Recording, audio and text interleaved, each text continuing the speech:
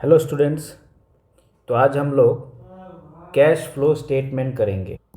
Cash flow statement actually माने की है cash flow statement बुझिब कारणे आमी आगते बुझिब लागिब what is mean by cash flow.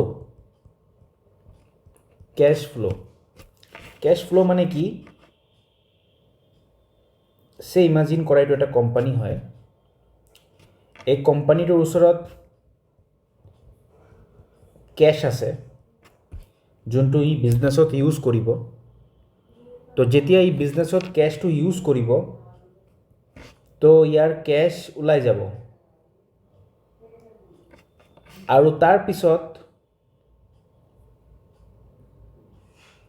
সেই कैशটো আকৌ নিৰ্দিষ্ট সময়ৰ পিছত আকৌ ৰিটাৰ্ণ হৈ আহি যাব। চোৱা ইয়াত বেসিক্যালি মই ইয়াত কথাটো এইটো ক'ব বিচাৰিছোঁ যে এটা বিজনেছত বা এটা যিকোনো কোম্পানীত তোমাৰ ইহঁতৰ ওচৰত कैश কিবা এটা সোৰ্সৰ পৰা আহে আকৌ কিবা এটা কাৰণত ওলাই যায়। তো এই সাৰ্কেলটো চলি থাকে, এটো কন্টিনিউয়াস চলি থাকে। যেতিয়া कैश আহে হেতু কোৱা হয় ইনফ্লো, कैश ইনফ্লো। আৰু যেতিয়া कैश ওলাই যায় হেতু কোৱা হয় আউটফ্লো, कैश আউটফ্লো। গম পাইছা? সে ফৰ এক্সাম্পল এই কোম্পানীটোৱে ইয়াৰ ওচৰত कैश আছে 10 lakhs। Out of this 10 lakhs হি অলপ ষ্টক কিনি ল'লে। ওকে, ষ্টক কিনি ল'লে 10 lakhsৰ। সাপোজ আকৌ সেই ষ্টকখিনি সেল কৰিলে, সেল কৰাৰ পাছত ডেটৰ ক্ৰিয়েট হৈ গ'ল। যদি বাকিত সেল কৰি দিলে ধৰা তো ডেটৰ ক্ৰিয়েট হৈ গ'ল। এতিয়া ষ্টক 10 lakhsৰ আছে, এতিয়া ডেটৰটো 10 lakhsৰ নহ'ব, নিশ্চয় তাতকৈ বেছি হ'ব। সাপোজ 15 lakhs হ'ব। কাৰণটো হ'ল এইটো যে আমি যিমান টকাত বস্তু কিনিছোঁ ইমান টকাতটো নেবেচোঁ, নিশ্চয় অলপ লাভ এড কৰি পেলাই বেচিম। তো 10 lakhsৰ পৰা 15 lakhs হৈ গ'ল। এতিয়া সেই ডেটৰটো যেতিয়া পেমেণ্ট কৰিব তেতিয়া আকৌ তোমাৰ ওচৰত টকা আহি যাব, কিমান আহি যাব 15 lakhs। তো ইন দিস ওয়ে कैश ওলাই গ'ল 10 lakhs, আকৌ कैश আহি গ'ল 15 lakhs। তো তোমাৰ कैशটো প্লাস হৈ গ'ল 5 lakhs প্লাস হৈ গ'ল। তো এটোৱে বিজনেছৰ মোটিভ থাকে যে আমি कैश ইউজ কৰি পেলাই कैश বঢ়াব লাগিব। সো कैश ইউজ কৰোতে অলপ कैश কমিব, কিন্তু তাৰ পিছত আকৌ कैशটো যেতিয়া ৰিটাৰ্ণ হৈ আহিব ইনফ্লো হ'ব তেতিয়া সাকে বাঢ়ি যাব, সেই আশা লৈ পেলাই ইহঁতে কৰে। কেতিয়াবা কি হয় maybe for any reason cash ইনফ্লোটো কম হৈ যাব পাৰে कैश আউটফ্লোতকৈ, তেতিয়া कैश মাইনাছত আহি যাব। তো তেনেকৈ আমাৰ প্ৰত্যেকটো বছৰত कैश फ्लो स्टेटमेंट বনাই পেলাই আমালোকৰ এটো চেক কৰিব লাগে যে আমাৰ कैश ইনফ্লো বেছি হৈ আছে বা আউটফ্লো বেছি হৈ আছে, কি বেছি হৈ আছে। যদি আউটফ্লো বেছি হৈ আছে then we have to take some step to make it correct. আৰু যদি ইনফ্লো বেছি হৈছে তেতিয়াহ'লে ঠিক আছে, তেতিয়াহ'লে বিজনেছটোৰ লিকুইডিটি পজিশ্যনটো ভাল আছে। আচ্ছা, এতিয়া যে এই বস্তুটো আমি চালোঁ, এই বস্তুটো গোটেই প্ৰচেছটো মানে আউটফ্লোৰ পৰা ইনফ্লোলৈকে এই গোটেই প্ৰচেছটোক আমি कैश फ्लो বুলি কওঁ। कैश फ्लो মানে কিমান আউটফ্লো হ'ল কিমান ইনফ্লো হ'ল, এই প্ৰচেছটো कैश फ्लो বুলি কওঁ। আৰু কিমান হ'ল এটো আমি ওলাব কাৰণে এটা স্টেটমেন্ট বনাম, যোনটো স্টেটমেন্টত कैश ইনফ্লো আৰু আউটফ্লোৰ ভালকে শো কৰিব, হেতু কোৱা হয় cash flow statement.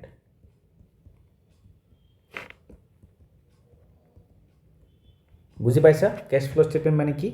Sir cash flow statement মানে হ'ল এটা স্টেটমেন্ট য'ত আমি कैश ইনফ্লো আৰু कैश আউটফ্লোৰ লিষ্টটো শো কৰিম আৰু তাৰ পৰা আমি গম পাম টোটাল কিমান कैश ইনফ্লো হ'ল कैश আউটফ্লো হ'ল। তো this is called cash flow statement. এতিয়া আমি নেক্সট শিকিম যে স্যার कैश ইনফ্লো আৰু আউটফ্লোটো কিয় কাৰণত হয়। তো অলপ আগত যেনেকৈ তোমাক দেখালোঁ মই যে স্যাৰ ষ্টক কিনিছোঁ, ষ্টক কিনাৰ পাছত এনেকৈ ইনফ্লো আউটফ্লো হ'ল, ষ্টক কিনোতে তাৰপিছত আকৌ বেচি পেলাই আকৌ ইনফ্লো হৈ গ'ল।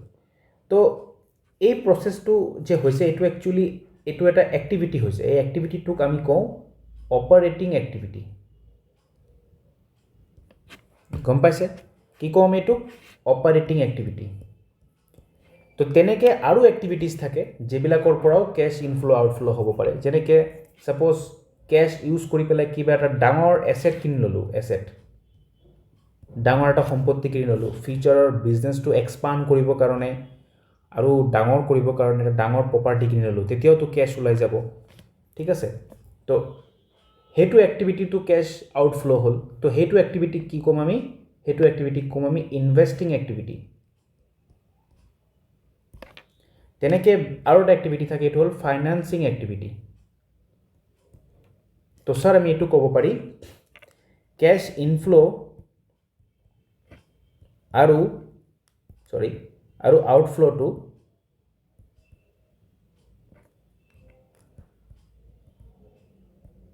কেছ ইনফ্ল' আৰু আউটফ্ল' তিনিটা এক্টিভিটিৰ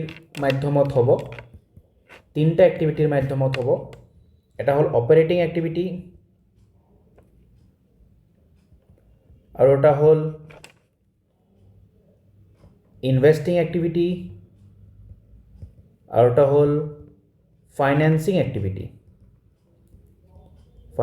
এক্টিভিটি এতিয়া আমি এটা এটাকৈ বুজিব লাগিব অপাৰেটিং এক্টিভিটিটো তুমি অলপ আইডিয়া পালাই আৰু ইনভেষ্টিংটো বুজিলা এতিয়া ফাইনেন্সিংটো বুজিম আমি কিন্তু অলপ ডিটেইলছত কাভাৰ কৰিম এটা টপিক বিকজ তোমালোকৰ থিয়ৰিত আহি গ'লে হেল্প হ'ব অ'কে বাট মেইন পইণ্টটো হ'ল এইটো ছাৰ ইনফ্ল' আৰু আউটফ্ল' যোনটো হয় এইটো তিনিটা এক্টিভিটিৰ মাধ্যমত হয় অপাৰেটিং ইনভেষ্টিং আৰু ফাইনেন্সিং এক্টিভিটিৰ মাধ্যমত আমাৰ কেছ ইনফ্ল' আৰু আউটফ্ল' হ'ব দুটাই হ'ব কিন্তু অপাৰেটিঙৰ পৰাও ইনফ্ল' হ'ব পাৰে আউটফ্ল' হ'ব পাৰে ইনভেষ্টিঙৰ পৰাও ইনফ্ল' আউটফ্ল' দুটা হ'ব আৰু ফাইনেন্সিঙৰ পৰাও ইনফ্ল' আউটফ্ল' দুটাই হ'ব পাৰে তো ফাৰ্ষ্ট পইণ্টটো অপাৰেটিং এক্টিভিটি তো অপাৰেটিং এক্টিভিটি কোন হয় OI মই ইয়াত শ্বৰ্টত লিখিছোঁ operating activity are those activities which are related to day to day business of the firm day to day business মানে এইটো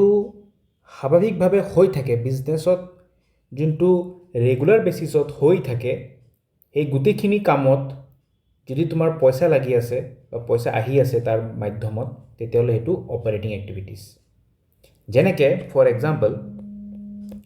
এক্সাম্পল যেনেকৈ ইয়াত এক্সাম্পল ৰাখিছোঁ ইনফ্ল' কেছ ইনফ্ল'ৰ এক্সাম্পল ৰাখিছোঁ that is cash received from revenue from operation মানে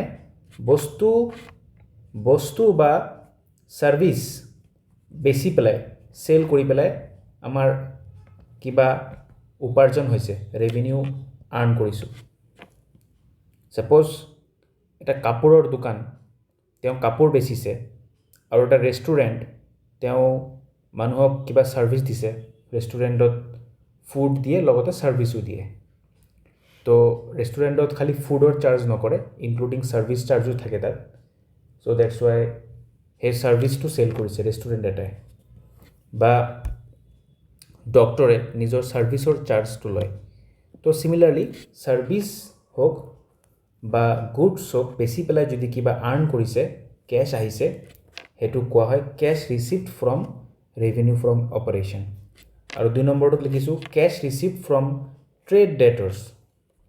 trade debtors মানে business কৰোঁতে যদি ডেটৰ উৎপন্ন হ'ল মানে আমি কাৰোবাক বস্তু বেচিছোঁ বাকীত আৰু সেই মানুহজন আমাক পে'মেণ্ট কৰিছে তেতিয়াহ'লে সেই মানুহজনৰ পৰা পোৱা পইচাটো আমাৰ কাৰণে inflow' of cash from operating activity বুলি হ'ব গম পাইছা এইটো কোঅপাৰেটিং এক্টিভিটি মানে যিবিলাক আমাৰ বিজনেছত স্বাভাৱিকভাৱে হৈ থাকে খুব নেচাৰেলভাৱে বাৰে বাৰে হৈ থাকে ৰেগুলাৰ বেচিছত হৈ থাকে এইটো কাৰণে এই শব্দটো ইয়াত ব্যৱহাৰ কৰিছে ডে টু ডে যোনবিলাক এক্টিভিটিজ ৰেগুলাৰ বেচিছত নহয় অকেশ্যনেলি হয় সেইটো অপাৰেটিঙত নাহিব তুমি এইটো কমন চেন্স ইউজ কৰিবা যে অপাৰেটিং এক্টিভিটি মানে যোনটো বাৰে প্ৰতি হৈ থাকিব অ'কে এতিয়া এক্সাম্পলত লিখিম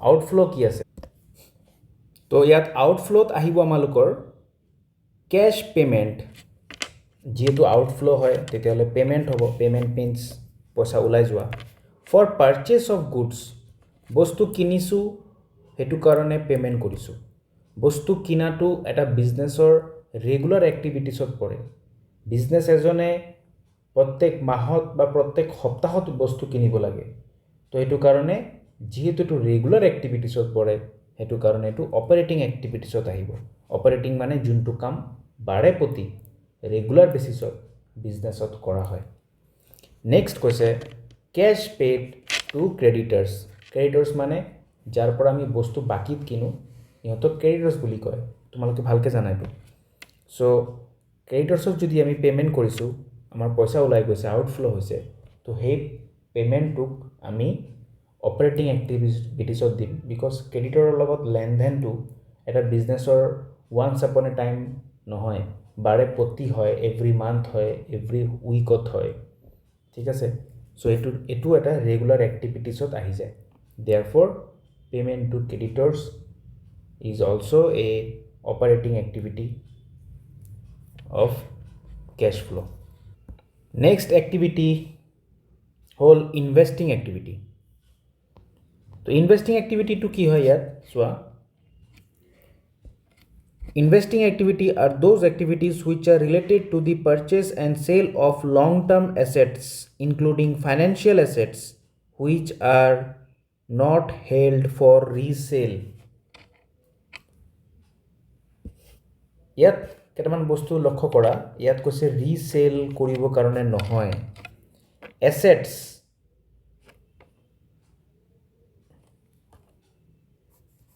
পাৰচেজ এণ্ড সেল কৰা হৈ আছে কাক লং টাৰ্ম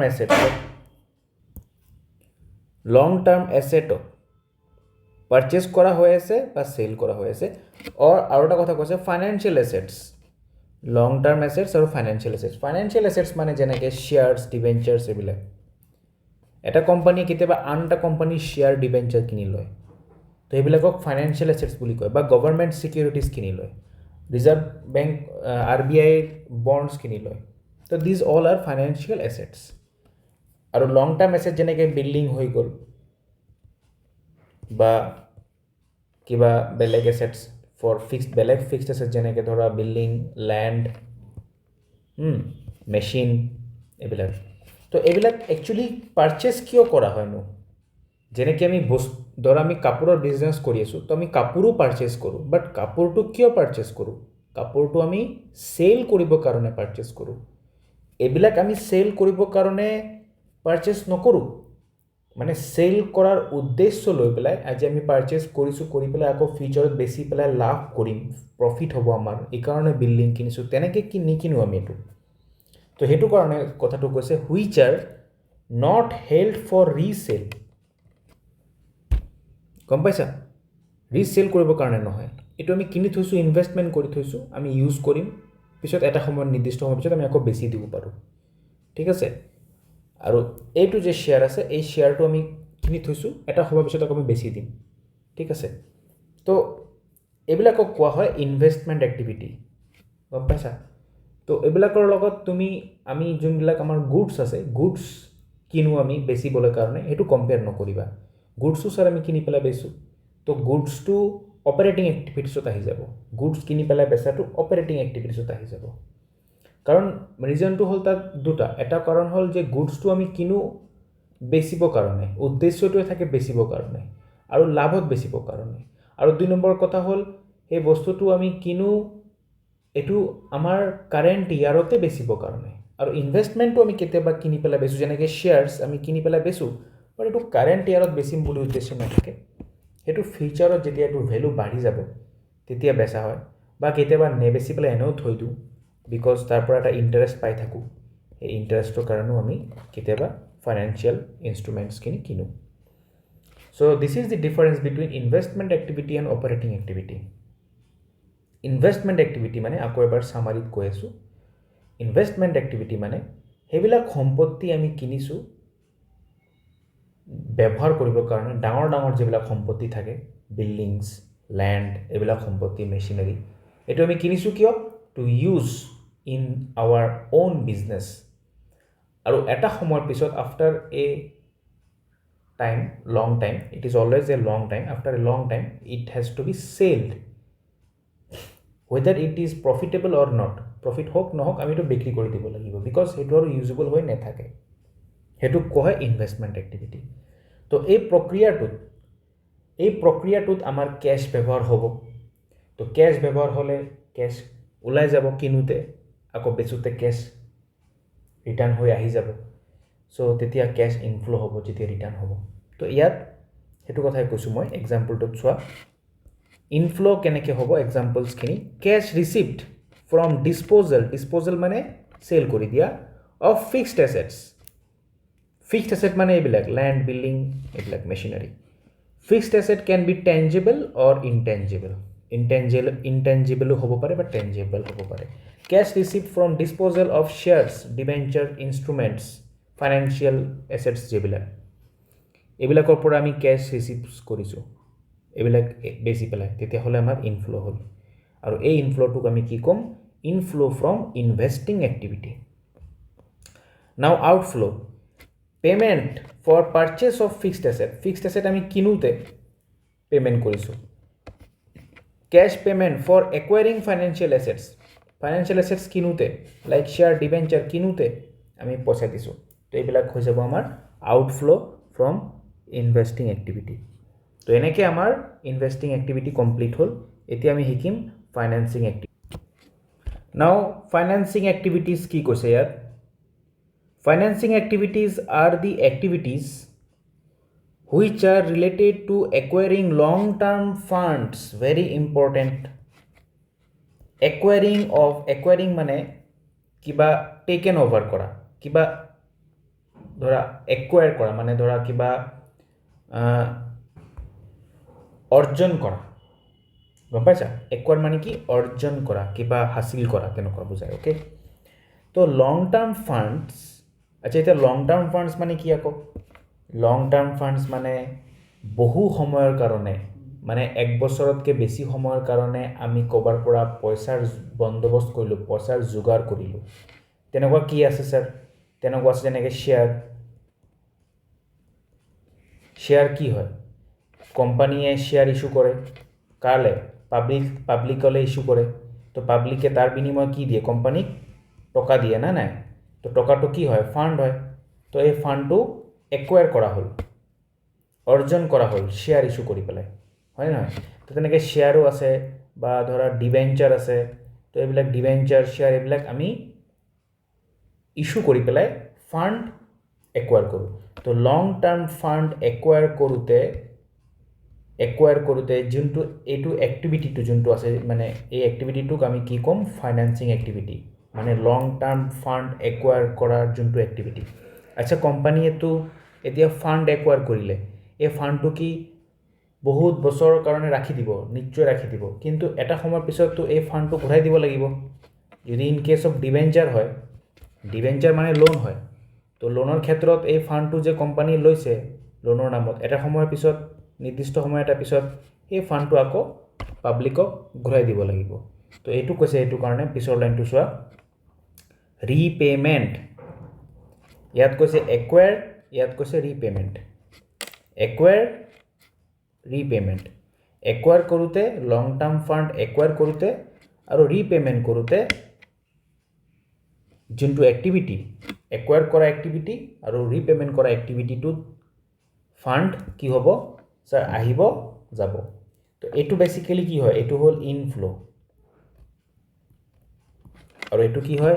এইটো হ'ল আউটফ্ল', হয়নে নহয়? ৰিপে'মেণ্ট, পইচাটো ঘূৰাই দিয়া মানে আউটফ্ল', পইচা ওলাই যাব। একুৱায়াৰ মানে ফাণ্ড ইকঠ্ঠা কৰা, ফাণ্ড অৰ্জন কৰা, মানে ইনফ্ল'।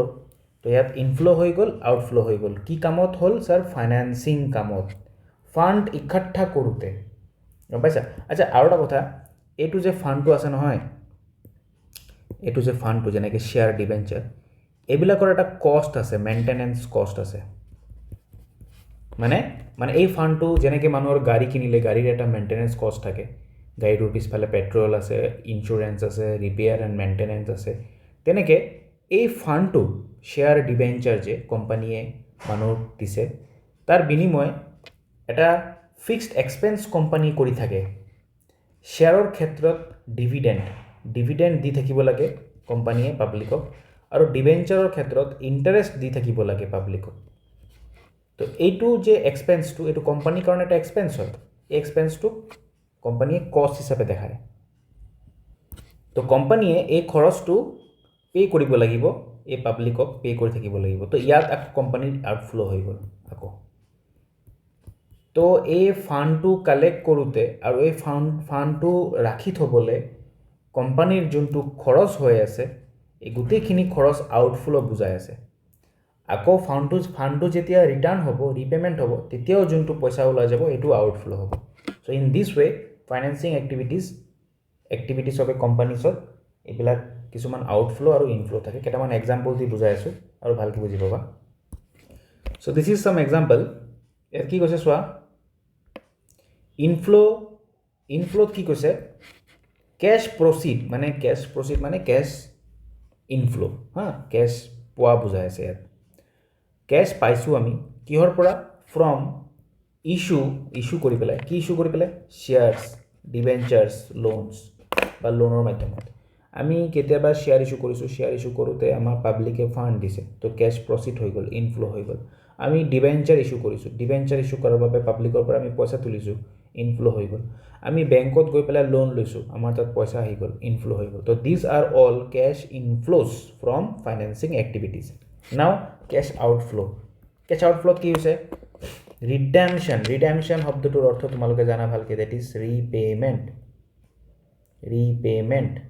ৰিপেমেণ্ট কিয় হ'ব ছাৰ প্ৰিফাৰেঞ্চ শ্বেয়াৰ বা ডিবেঞ্চাৰ এইবিলাক এটা নিৰ্দিষ্ট সময়ৰ পিছত কোম্পানীয়ে এই শ্বেয়াৰটো যে বিনিময়ত যোনটো পইচা তুলিছিলে সেই পইচাটো ঘূৰাই দিব লাগে উভতাই দি দিব লাগে তো এইটো কাৰণে ৰিডেমশ্যন কৈছে redemption of preference share or debenture তাত কি হ'ব তাত আউটফ্লো হ'বনে নহ'ব তাত পইচা ঘূৰাই দিবা যিহেতু তাত আউটফ্লো হৈ যাব similarly redemption of loan by cash বেংকৰ পৰা লোন লৈছিলা এতিয়া লোনৰ পইচাটো বেংকত ঘূৰাই দি আছা তো ইয়াত কি হ'ল ৰিডেমশ্যন হ'ল আউটফ্লো হ'ল আকৌ নেক্সট কৈছে payment of dividend to shareholder interest to debenture holder এই কথাটো ভেৰি ইম্পৰ্টেণ্ট ডিভিডেণ্ড আৰু ইণ্টাৰেষ্ট এইটো মানে সেই পইচাটো নহয় যোনটো পইচা তুমি লৈছিলা এইটো হ'ল সেই পইচাটোৰ বিনিময় তোমাৰ এটা এক্সপেন্স হয় সেই ফাণ্ডটো তুমি লোৱাৰ কাৰণে তুমি এটা ইণ্টাৰেষ্ট দিব লাগে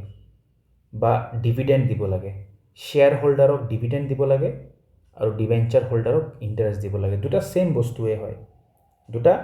বস্তুৱে হয় কিয় বিকজ এই দুটাই খৰচ বুজায় এই দুটা খৰচ কিয় হৈ আছে এই দুটা খৰচ হৈ আছে কাৰণ তুমি ইহঁতৰ পৰা পইচা তুলিছিলা সেই পইচাটো তোলাৰ কাৰণে ইহঁতক তুমি সেই পইচাটো ঘূৰাই দিয়া নাই প্ৰিন্সিপাল এমাউণ্টটো নহয় এইটো এক্সট্ৰা এমাউণ্ট প্ৰিন্সিপালৰ লগত যেনেকৈ ইণ্টাৰেষ্ট সেইটো ইণ্টাৰেষ্ট বুজাই আছে এইটো কাৰণে ডিভিডেণ্ডৰ ক্ষেত্ৰত এইটো ইণ্টাৰেষ্ট লিখিছে ডিবেঞ্চাৰ হোল্ডাৰৰ ক্ষেত্ৰত এইটো ইণ্টাৰেষ্ট শব্দটো ব্যৱহাৰ কৰিছে আৰু শ্বেয়াৰ হোল্ডাৰৰ লগত ডিভিডেণ্ড ব্যৱহাৰ কৰিছে বাট both of these are same thing it is a fixed expense you have to pay for the fund you have acquired from this shareholder and debenture holder so that's all about financing activity I think তোমালোকে তিনটা activity ভালকৈ বুজি গৈছা এতিয়া আমি practical লাহে লাহে সোমাম যদি বুজা নাই এবাৰ ভিডিঅ'টো আকৌ এবাৰ ফাৰ্ষ্টৰ পৰা চাই লোৱা ভালকৈ আৰু এটা সামাৰি বনাই লোৱা নিজৰ সুবিধাৰ কাৰণে ওকে